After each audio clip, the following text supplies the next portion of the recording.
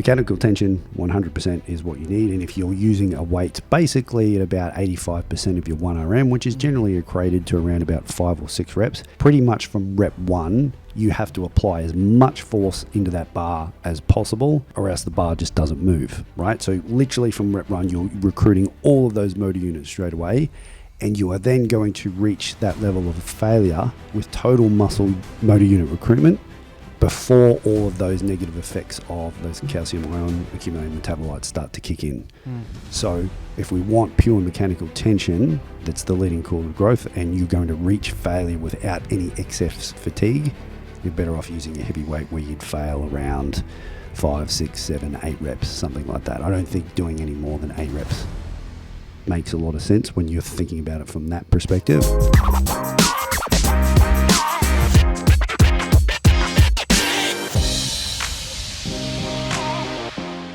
I'm Kitty Bloomfield, co-founder of New Strength and Saturée, creator of pro-metabolic food supplements and seriously saturated skincare, and I'm back today with my co-founder and co-host, Craig McDonald. Welcome back, Craig.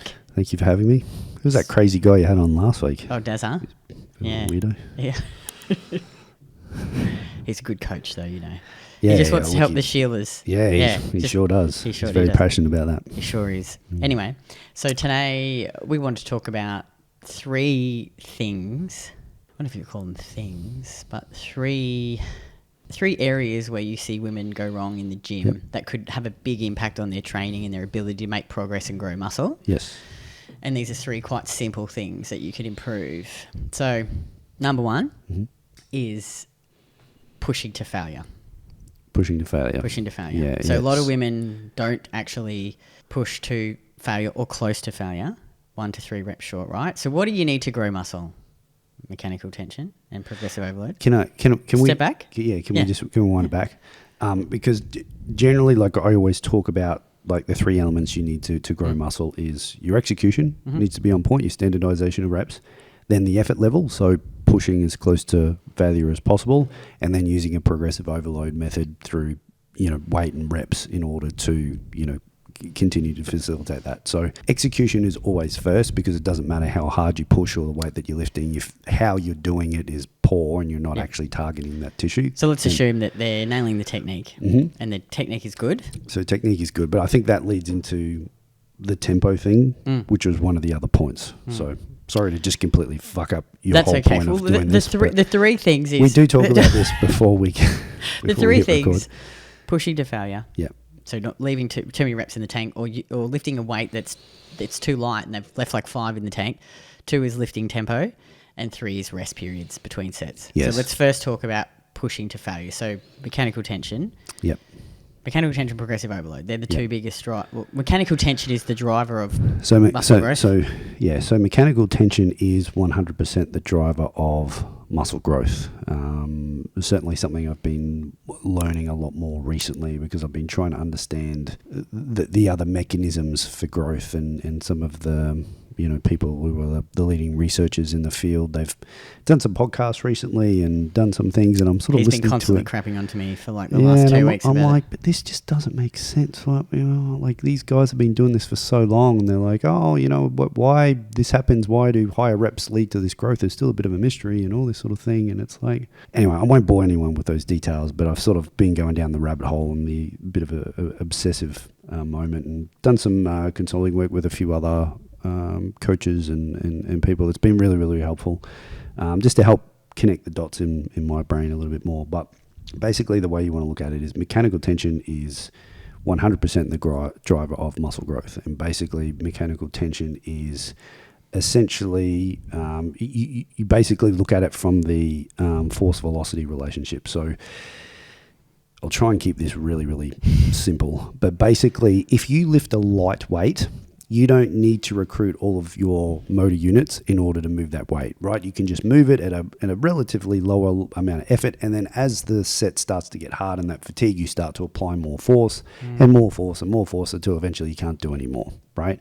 So what happens is, when you look at all the studies that use high reps as a model, and they say, well, it has muscle growth, and it's just like, well, there's a lot of metabolic stress and metabolite built up and calcium ion accumulation, all of these things that cause these sort of these cell swelling mechanisms, but none of them actually means any meaningful growth. It's just a temporary thing that kind of happens. But we still know that at the end of that set, you're still going to reach failure, and at that point you're going to be recruiting the most amount of muscle motor units, which is what mechanical tension is. But when we look at a lot of the fatigue mechanisms like the calcium ion buildup and those metabolites, those actually detract from you creating as much mechanical tension as possible and recruiting those motor units. So it actually, when you look at the research a little bit more specifically, it actually shows that heavy weights actually cause more muscle growth, especially when taken to true failure, as opposed to lighter, and that's where the rest periods will come in, and we'll talk about that in a moment. So basically, mechanical tension causes all the growth. Metabolic stress and doing high reps doesn't really do anything apart from you just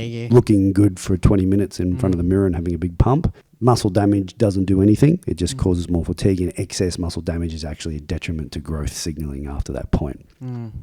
So mechanical tension 100% is what you need. And if you're using a weight basically at about 85% of your 1RM, which is generally equated to around about 5 or 6 reps, pretty much from rep 1, you have to apply as much force into that bar as possible, or else the bar just doesn't move. Right? So literally from rep 1, you're recruiting all of those motor units straight away, and you are then going to reach that level of failure with total muscle motor unit recruitment before all of those negative effects of those calcium ion accumulating metabolites start to kick in.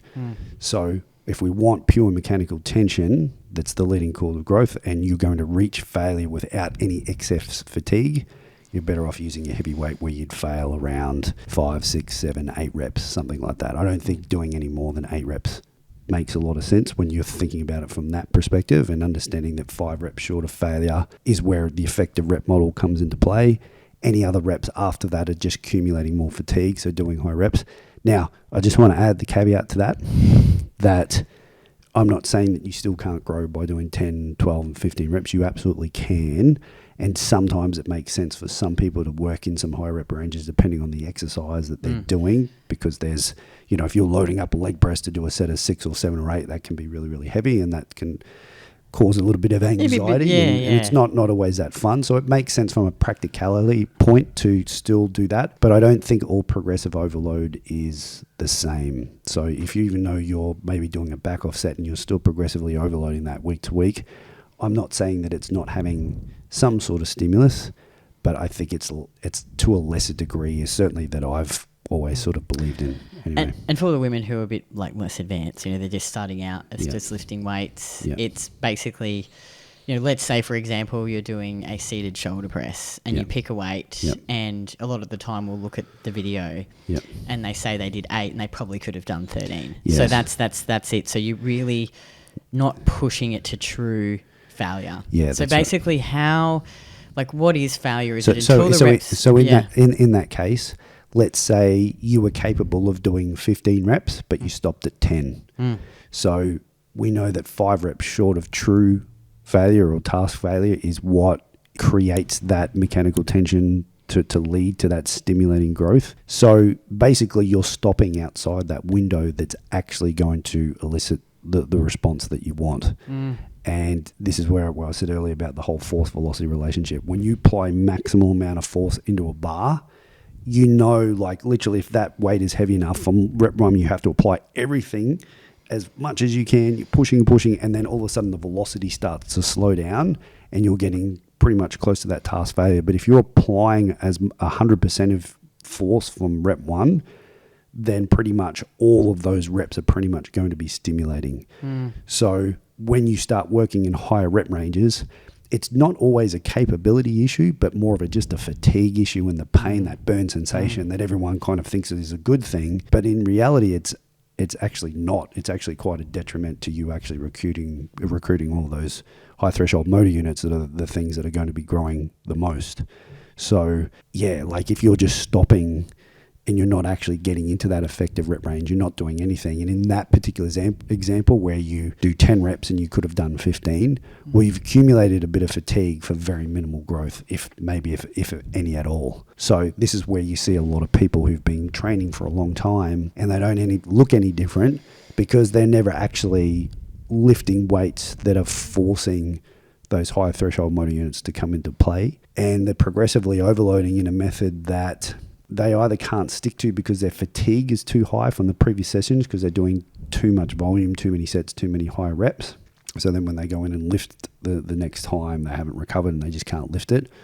Or their execution's just not great, that they feel comfortable to get in the right positions to lift a certain weight, and if we're talking about things like deadlifts or, squats or, some of those harder movements, then that's absolutely going to be the case. Yeah.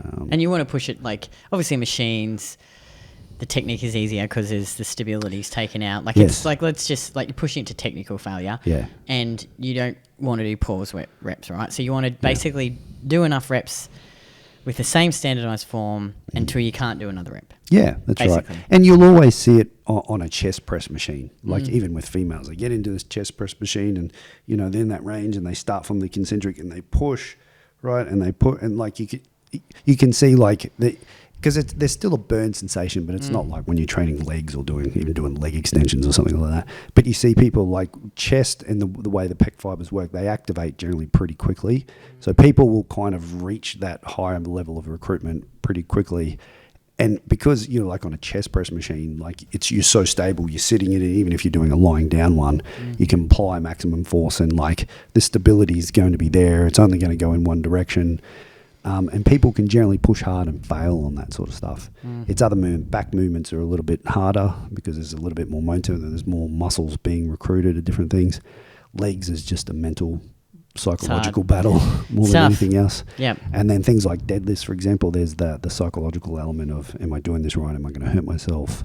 All those sort of things. So that's why I always put execution at the top of the list. It's just like once you get really good with the execution, then push them. Yeah, you don't think about that stuff anymore because you're just like, well, I know how to do it. I've got to make sure that I'm progressively overloading and using a weight that's relative, that's going to take me to task failure. And I think for the women who are new and listening to this, like it's shifting, I guess, your perspective around weight loss versus body recomposition, and body recomposition is always better. So 98% of the women that we work with are under-muscled. And so let's say you don't have much muscle and you diet down, you lose some more muscle. So you get to this goal weight, you don't look good. Like you don't look like you want to look, you're eating less food. That's what always happens. Yep. So it's shifting that mentality. And I think too, a lot of women come in with certain health issues because they've dieted the fuck out of themselves for years and years and years. So if you can just sit at maintenance for a while, focus on getting strong and building muscle, improve those health issues, eat a bit more food, then when it comes to the point where, okay, let's diet, and you'll probably see some body recomposition in that. You'll see body recomposition anyway. So your weight might not change much, but your centimeters will go down. And then when it's time to do that diet phase, your body's going to respond much better because you've eaten more food, you've got more muscle, and your health is better. So I think you've really got to shift your mindset to that. And I've talked about it heaps in this last week with women joining our program, with women in our program. And it's so interesting when they have that mindset switch. They're like, fuck, Kitty, I get it now, I get it. And they're like, okay, great. I said, shift your focus, like be a demon in the gym. Eat the food, feel good, feel strong, go into that gym and just absolutely just focus on the numbers and getting stronger and, develop a bit of grit because you do have to push. And you will be able to push if you actually are eating food. And then what will happen, okay, it'll take probably 12 months. 12 to 18 months is what I say to women to see good you'll see change along the way. But when you get there, you'll feel good. You'll look good. You'll be eating more food. You'll be out of this crazy diet yo-yo cycle, and it just becomes a way of life. And that's what a client said to me on Zoom, Marie. So she joined the program. I remember signing up. She was in tears. She's literally dieted for 20 years, and she hated her body. This was her last stop. Eating disorder. She's been in the program 6 months now. She's lost 10 kilos. She's built muscle. She looks amazing. Her hair's all shiny, and she's like, Kitty, I feel free. This is a lifestyle now. Awesome. It's amazing. So, I think if you can just really spend that time focusing on building muscle, improving your metabolism, improving your health, it just pays off down the track. Okay, so that's number one. Number two, not rushing through the reps. Yes. Tempo. So what does that mean? Yeah, so lifting tempo is probably one of the more underrated elements of where people go wrong, because often a lot of people will feel like that a certain movement isn't suited to them, because when they do it, they're like, oh, it feels awkward, or I kind of feel pain here, or this sort of hurts, or, you know, I've got this joint soreness when I do this and whatever. And the majority of the times when I look at it, it's the concentric phase. So let's say a leg press is a perfect example of this, because a leg press is the weirdest exercise, because people will load up the leg press with so much weight, and, you know, they'll pump it out because, you know, you can pull yourself into the seat and you stay pretty tight and you just push against the plate and, you know, it kind of moves and it burns, right? You do get a stimulus in your quads from it. But there's so much weight on there, and the load that they're using to the range of motion. Well, I was going to say, let's talk about tempo and range of motion. I feel like that they go together. Same thing. Yeah, good one. Yeah. When they lower the leg press down, it's too quick. So the eccentric part in that particular movement is too quick, and then once it gets to a stage, basically a range of motion, where they need to make sure that their pelvis and their core breathing and bracing is on point. And usually most of the time it's not. And they get to that point where if they were to go any further, they would feel really, really uncomfortable and things wouldn't feel great, because all of a sudden they're not using their musculature. The load is happening on their spine and their pelvis in that particular scenario. It doesn't feel good. So they just go, oh, I better not go any further than that. But what that means is their range of motion sucks, and there's not a lot that they're getting out of that from a leg press perspective. Because again, when we look at muscles specifically, the quadriceps respond to stretch mediated hypertrophy, which means they need to go through a massive stretch. So like when you think about stretching your quads, you get down on the ground, you put your shins on the floor, and then you lean back, right? So basically your butt touches your heels, right? That is a full quad stretch. Now, I'm not saying you need to get into that, because that wouldn't be practical on a leg press. But it's got to be pretty much where your calves are touching your hamstrings, right? That's going to be loading that stretch position. But most people, like when I'm looking at a video, I can see daylight between their calf and their hamstring. It's a lot. It's almost at a right angle. And a lot of this just happens to be because the load is just too heavy. So we take all the load off, how they're actually set up in the leg press in the seat. And then once they actually start the movement, to actually breathe a brace and let that eccentric be like a 1,000, 2 1,000, 3 1,000, and control it into the bottom. So you actually decelerate. So it's already going slow, but then you decelerate even more to get to that end range. You pause, then you press, then you apply all the force and you press. And then it's slow, 3 1,000, 2 1,000, 1 1,000, pause, press, right? It should be like that. But when people are doing it, it's like down, up, down, up, down, up, down, up, down, up. And it's like, this is just one of these classic movements that people will never truly progress on and see much change in their legs, because the range of motion is poor, because their lifting tempo is not set up in a way that allows maximum stability. And in this case, speed is the killer of stability, right? So what you're saying for all exercises is slow it down. Slow it down. Fuck down. And work through whatever the full range of motion is for that specific exercise. It's going to differ for each of them. Exactly right. Okay, got it. And I think as a rule of thumb for people, if they're applying this, now when we look at a lot of literature, doing tempo work doesn't actually takes away from, you know, more contractions over time. So it actually leads to less muscle growth. So we don't want to be going too slow, intentionally slower. However, I would rather people go a 4 1,000 or even a 5 1,000 then to just drop into it in 1 second. No. To create the awareness around the range that they truly need to be at, and pause there for a second so they can feel what it feels like with their hips and where and that sort of thing. And just practice doing that. And then once you get better at the breathing and bracing and maintaining a neutral spine and all this sort of stuff, you can then start to bring that speed back up to what would be deemed a reasonable tempo. The eccentric, especially on leg press, should always be a little bit slower, and then you're going to drive as hard as you can into the concentric as you push it away. There should always be control. Like you've seen me do leg presses, the eccentric is always really controlled. Now, my legs are pretty long, so there's a little bit more way to travel, but I take that time to really stay slow so I can stay tight. And you need to be, especially as the weight's going on, you need to be able to stay tight in order to But as a rule of thumb across, like, because we're not just talking about the leg press, we're talking about every exercise. Everything. 3 seconds. Yep. As a good rule of thumb. Yeah, Isn't it 3 easy? seconds. Yep. 2 to 3 seconds. On chest Yep. pressing movements, Yep. you don't probably need to go 3 seconds. Yep. Especially if you've got shorter arms. Like, it's probably more like a 2 seconds. So it just should be controlled. Like you yep. should be owning every inch of that movement. Sound like Dazza Craig. I know. Yeah. I think you stole that from me. I think you did too. Fucker. Yeah. All right, so range of motion, we've covered that. Tempo. Okay, rest periods. Yes. Talk about rest periods. Yeah, so rest periods is a really interesting one. There's this sort of notion where they're like, 90 seconds, 120 seconds up to like 3 minutes for your compounds, and then 45 to 60 seconds or whatever for your isolation movements.